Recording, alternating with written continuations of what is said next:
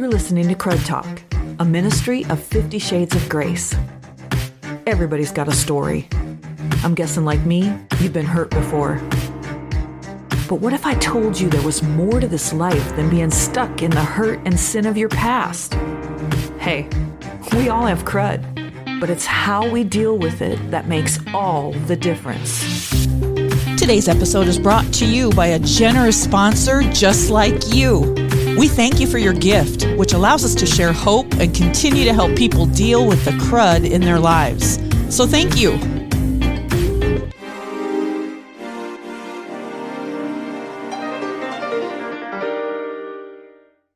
Hey everybody, welcome to Crud Talk. I'm Sonia Bruner. Have you been to my website lately? SoniaBruner.com. There's so many things to check out there, so go ahead and do that if you haven't been there for a while. Let me say right at the top of this episode, this could be a trigger warning for some, and this is definitely for an older audience. So let me just say that right at the top. I've had people reach out to me regarding crud that has to do with sexual abuse at the hands of their own fathers or other family members. And because this seems to keep coming up all the time for me, you know what I do, right? I'd like for us to ponder some things regarding sexual abuse, incest, and rape at the hands of a family member. I suspect that people will be very uncomfortable with this topic, and some people are going to get mad at what I say. That's okay. I'm used to it. But understand, my heart is to speak truth. I'm really not trying to judge anyone. I'm approaching this from the perspective of a child who has been hurt by adults. The truth is this. There is something bigger than you and I happening here. Obviously, this is a personal topic for me. I did turn in my family member. I was 11 and I turned my own mother in. I also reported the name, address, and events of my sex trafficking in detail to the police. If you want to talk about how difficult it is to turn in your loved one, I'm your girl. I'll talk all day long about how horrible that was for me at 11. Get that in your mind for a minute. The truth is, I knew in my heart that what was happening to me was wrong. Nobody was coming to help me. I made a decision to get myself help. I didn't want any other kid to go through what had happened to me. So, in light of that, can I ask you to just think about this for a few minutes? In my ministry, I deal with many people who have been hurt by a family member. So I get the dynamics, the struggle, the crazy tightrope of loving that person with your whole heart and feeling so betrayed all at the same time. As a Christian, I believe that Jesus wants me to get to a place where I forgive. That means I look at the pain of what that person did to me and I release them from the debt that I think they owe me. Forgiveness doesn't mean that there's no consequences for what they did. When a father touches his daughter in a sexual way, that is a crime. When a father has sex or forces his child to touch him, that is a crime. So let me jump here and tell you that I received a comment from someone I don't know on social media calling me out for not calling the article that I wrote that prompted this episode tonight incest. She was angry that I did not call this incest, like the actual word. Here's what she said. Definitely report it, Sonia. However, we need to stop renaming certain behaviors that have been identified and understood for centuries. Instead, identify this monstrosity as what it really is, incest. For the life of me, I will not understand why so many past or former words to identify certain actions, maladaptive, antisocial behaviors, and other abominations have been replaced by words just to be politically correct. And is there a reason this word crud is being associated with child sexual assault, abuse by the hands of a father or family member, instead of simply calling it what it is, incest? Incest has been going on since the beginning of BC. Is it right? Hockey sticks, no. But apparently, it's continued on through centuries, and many have even found ways to associate the biblical scriptures, other religious books, and other religions, cults, to satisfy, to convince themselves, and to normalize having sex, impregnating family members and daughters for their own evilness, transgressions, and gratifications. So why isn't this article, she's talking about mine, calling it what it is? Clearly, incest is having non-consensual sex, sexual acts, sexual assaults by a family member or parent. And then she listed incest is forbidden, Leviticus 18, 6 through 18. Okay, she was heated. Incest implies consent. Let me just clarify what I'm talking about here. I looked it up. The crime of sexual relations or marriage taking place between a male and a female who are closely linked by blood is prohibited by law.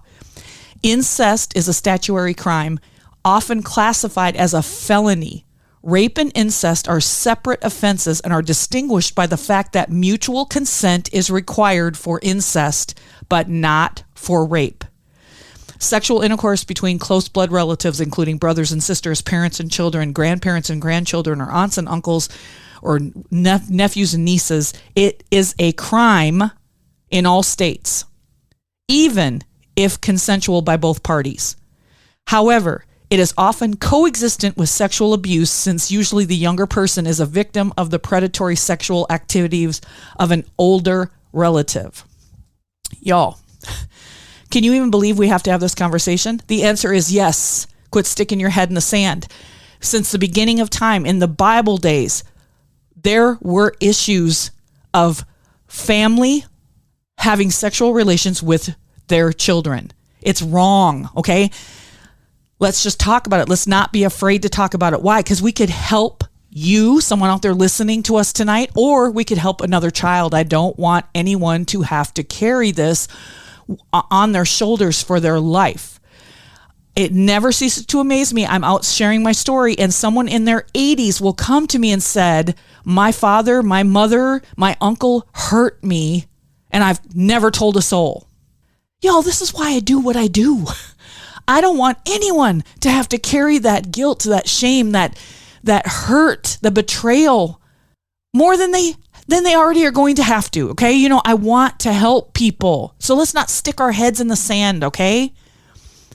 In my heart, when an adult forces themselves on a child, forces that child to perform a sex act, that is sexual assault and rape of a child, period. There might be hoity-toity professionals are going to disagree with me, but I'm telling you, I am talking from LIFE University. I have my PhD in life university, people. I have walked through this. There is no other fancy pants word for it. It is wrong, okay? The other part of this for me is she doesn't know what crud is, and totally okay, I get it. She doesn't know who I am. She doesn't understand what I mean by crud. I want to clarify that today. Crud isn't the sin. It is the emotional component from when another person, another human being has hurt us. It's that leftover baggage that you and I hold on to and continue to struggle with when we won't or we don't deal with it. I'm wondering how many fathers or mothers, family members who touched their daughters, their other family children sexually, but in the name of forgiveness and keeping the peace, were allowed to keep doing it to other little girls and boys because it was never reported. Here's just a few of the reasons that people tell me as to why they never told anyone or never reported it to the authorities. He didn't rape me, Sonia. He only touched me. I'm not going to ruin his life forever just because of that. Another one is, I couldn't do that to my mother. Turning him in would kill her. Another one, I know that he loves me and he says it didn't happen with anyone else. My family says that they'll watch him real good and they won't let him near me at family events. Another one, he didn't mean to do it. If I say anything, he'll go to jail, and then what will we do? I've heard story after story of women and men who were sexually hurt by their fathers or a family member, not just picking on dads tonight, and they never reported it as a crime because they wanted to let bygones be bygones and move on and not rock the boat and not disrupt the family dynamics, and so on and so on and so on.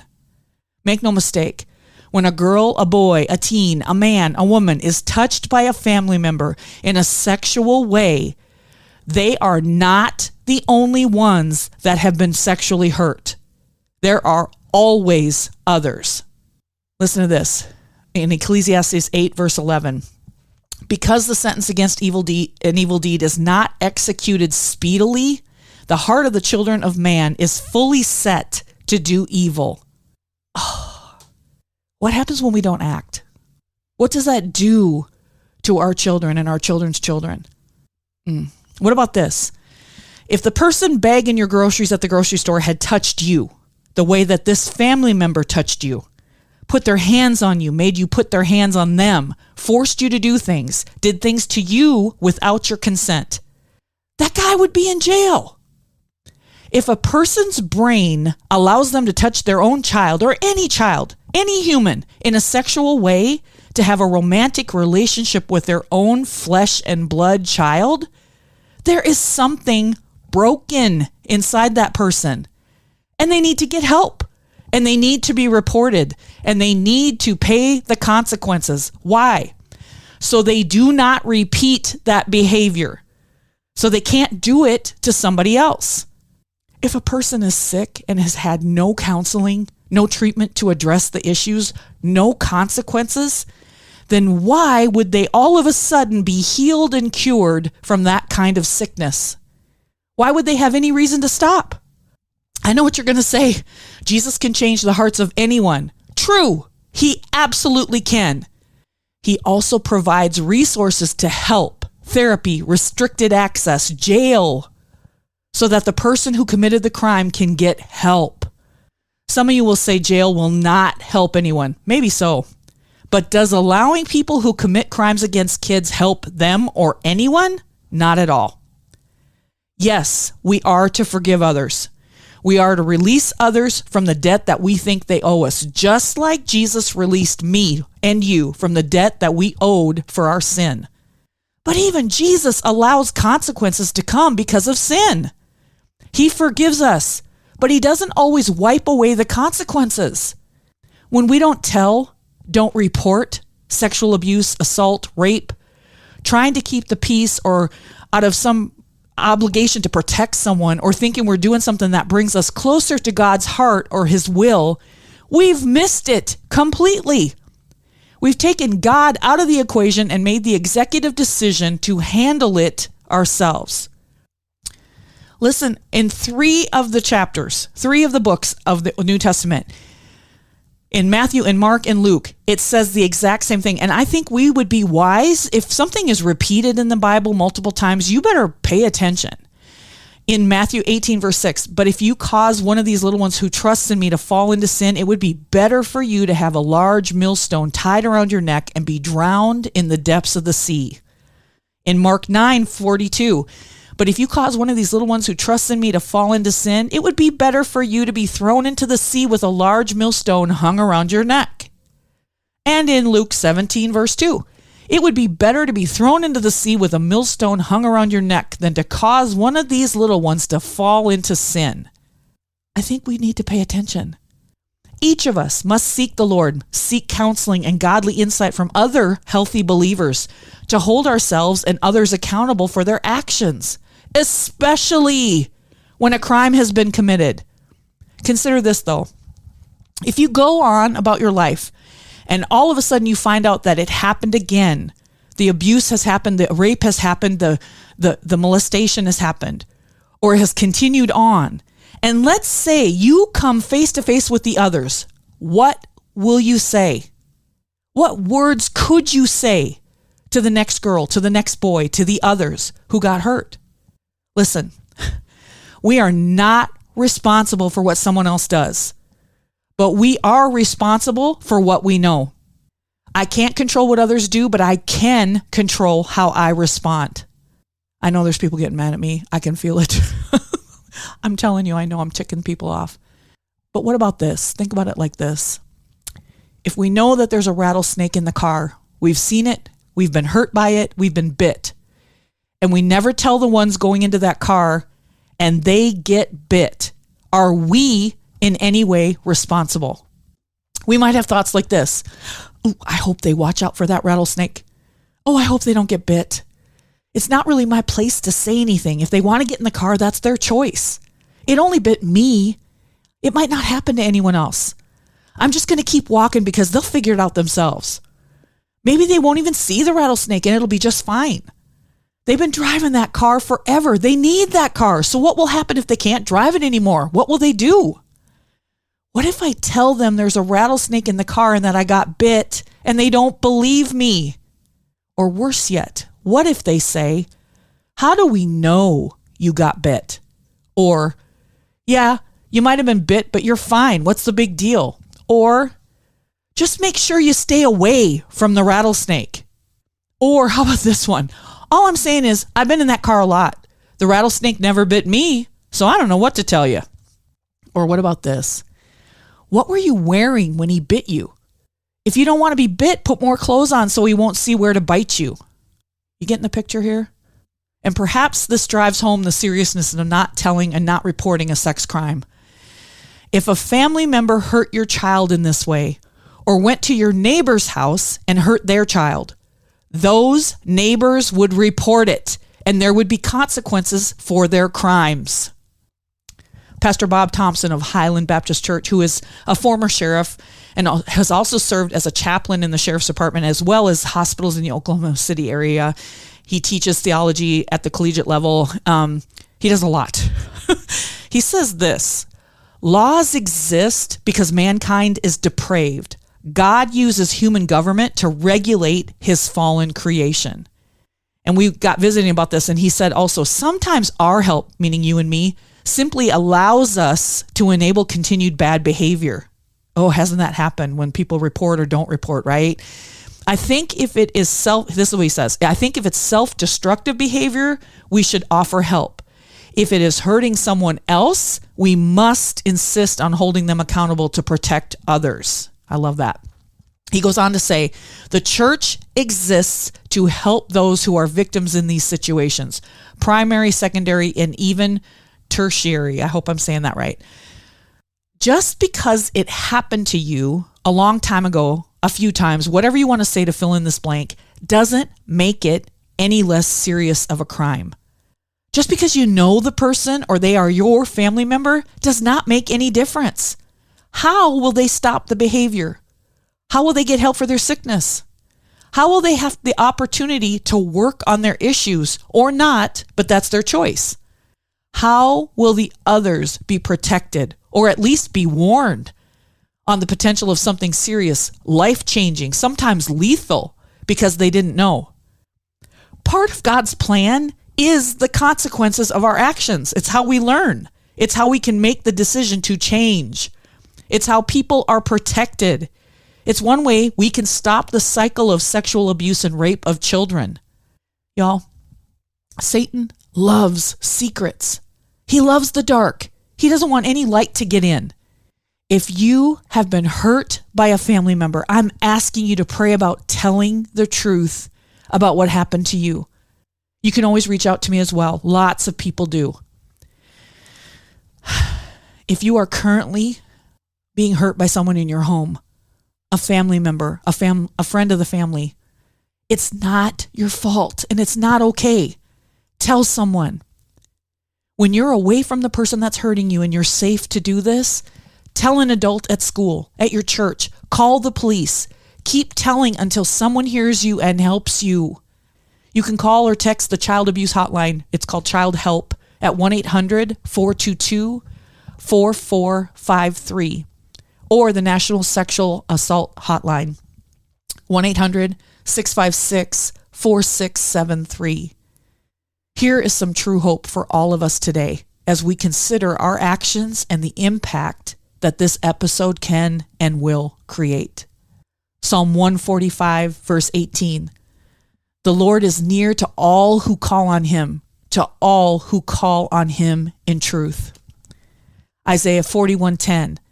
So do not fear, for I am with you. Do not be dismayed, for I am your God. I will strengthen you and help you. I will uphold you with my righteous hand. John 16, verse 33. I have told you these things so that in me you may have peace. In this world you will have trouble, but take heart. I have overcome the world. Isaiah 61, verses 1 through 3. He has sent me, meaning he sent Jesus, to bind up the brokenhearted, to proclaim freedom for the captives, and release from darkness for the prisoners. I've been in that prison where somebody was hurting me and I felt helpless. And I'm asking each one of us, if you've been hurt or you're being hurt, tell. There is hope and there is healing on the other side. Jesus never wanted those things to happen to you, ever. I'm praying for all of us to have the courage to do what the Lord tells us to do. I'm Sonia Bruner. This is Crud Talk. See you next time.